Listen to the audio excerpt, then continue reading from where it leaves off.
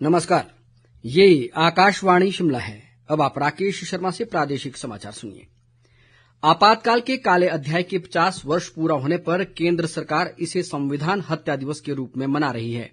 इसी कड़ी में केंद्रीय अल्पसंख्यक व संसदीय मामले मंत्री किरेन रिजिजू ने आज शिमला में चिनार का पौधा रोपित कर संविधान हत्या दिवस कार्यक्रम का शुभारंभ किया। उन्होंने कहा कि 25 जून की आधी रात व 26 जून 1975 की सुबह थोपे गए आपातकाल का नुकसान मीडिया को भी झेलना पड़ा। केंद्रीय मंत्री ने कहा कि लोकतंत्र को बचाना हर भारतीय की जिम्मेदारी है और सभी लोगों को संविधान हत्या दिवस मनाना चाहिए।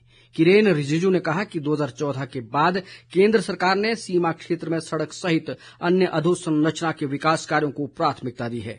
उन्होंने कहा कि इससे पूर्व कांग्रेस सरकार की सीमा क्षेत्र में किसी प्रकार के विकास न किए जाने की नीति थी, जिसे वर्तमान केंद्र सरकार ने पलट दिया है। 2014 से पहले एक पॉलिसी था कि एक्सट्रीम बॉर्डर तक हम double lane highway facility create नहीं करना चाहिए। ये कांग्रेस का पॉलिसी रहा है, जिसको 2013 में राज्यसभा में उस समय का यूपीए सरकार का रक्षा मंत्री ए.के. अंतोनी जी ने फ्लोर में कहा कि ये कांग्रेस सरकार का पॉलिसी रहा है कि बॉर्डर एरिया को बहुत ज्यादा विकसित नहीं करना चाहिए। और तब तक चीन ने पूरे के पूरे बॉर्डर एरिया में डबल लेन विकसित करना शुरू कर दिया। भारतीय जनता पार्टी का सरकार आए, ये पॉलिसी को पलट करके अब बॉर्डर एरिया प्राथमिकता बन गए हैं, बॉर्डर पॉइंट तक अब रोड बन गए हैं। इसलिए इंफ्रास्ट्रक्चर में अब हम चीन के बहुत ही करीब पहुंच चुके हैं। केंद्रीय मंत्री ने कहा कि केंद्र ने हिमाचल की भरपूर मदद की है और प्रदेश के विकास में कोई कमी नहीं रखी गई है।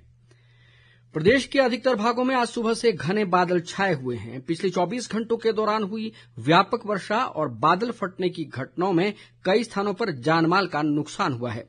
कुल्लू जिला में सैंज घाटी के जीवानाला, गड़सा के शीलागढ़, मनाली के अंजनी महादेव नाले और बंजार क्षेत्र के होरनगाड़ में बादल फटने की घटनाओं में भारी क्षति हुई है। अधिक ब्यौरे के साथ हमारे कुल्लू संवाददाता की ये रिपोर्ट। बीते कल कुल्लू जिला में विभिन्न स्थानों पर बादल फटने से नालों में बाढ़ आ गई, जिसके चलते 4 मकान, 4 दुकानें, 10 पुलियां व कुछ ग्रामीण सड़कें क्षतिग्रस्त हुई हैं। सैंज के रैला बिहाल क्षेत्र में मकान का सामान निकालते समय 3 व्यक्ति बह गए, जिनकी तलाश के लिए प्रशासन द्वारा खोज अभियान चलाया गया है। वहीं शाम के समय ब्यास नदी का जल स्तर एकाएक बढ़ गया तथा मनाली के भांग इलाके में 4 दुकानें गिर गयी। पलचान से बुरुआ को जोड़ने वाले पुल को भी खतरा उत्पन्न हो गया। हालांकि आज मौसम साफ बना हुआ है तथा प्रशासन स्थिति पर नजर बनाए हुए है। आकाशवाणी के लिए कुल्लू से आशीष शर्मा। वहीं कांगड़ा जिला के धर्मशाला में खनियारा की मनूनी खड्ड में बादल फटने से आई बाढ़ में बहने से 2 श्रमिकों की मौत हो गई, जिनके शवों को बरामद कर लिया गया है। इसके अलावा 6 लोग अभी भी लापता बताए जा रहे हैं। कांगड़ा जिला उपायुक्त हेमराज बैरवा ने बताया कि बचाव अभियान जारी है। कई स्थानों पर हुई भारी वर्षा के बाद नदी नालों के जलस्तर में बढ़ोतरी हुई है। प्रशासन ने लोगों से नदी नालों के समीप न जाने की अपील की है। मौसम विभाग ने अगले 3 से 4 दिनों के दौरान कुछ क्षेत्रों में भारी वर्षा का येलो अलर्ट जारी किया है। इस बीच मुख्यमंत्री सुखविंदर सिंह सुक्खू ने भारी बारिश के कारण प्रदेश के कई जिलों में जानमाल के नुकसान के चलते संबंधित जिला प्रशासन को राहत व बचाव कार्य में तेजी लाने के निर्देश दिए हैं। मुख्यमंत्री स्वयं भी स्थिति पर नजर बनाए हुए हैं। उन्होंने प्रदेशवासियों व पर्यटकों से मौसम की स्थिति को देखते हुए सतर्कता बरतने सहित नदी नालों और भूस्खलन संभावित क्षेत्रों में न जाने की अपील की है। शिक्षा मंत्री रोहित ठाकुर ने कांगड़ा जिला के फतेहपुर में आज करीब 10 करोड़ रुपए की लागत वाली 2 महत्वपूर्ण शैक्षणिक परियोजनाओं की आधारशिला रखी। इनमें मंझार में बनने वाला डे बोर्डिंग स्कूल और रहन का सार्वजनिक पुस्तकालय शामिल है। रोहित ठाकुर ने बताया कि राज्य सरकार पहले चरण में 20 Rajiv Gandhi day boarding school बना रही है, जिनमें से 8 स्कूल कांगड़ा जिला में प्रस्तावित है। उन्होंने कहा कि इन स्कूलों के निर्माण के लिए करीब 39 करोड़ रुपए की राशि जारी की गई है।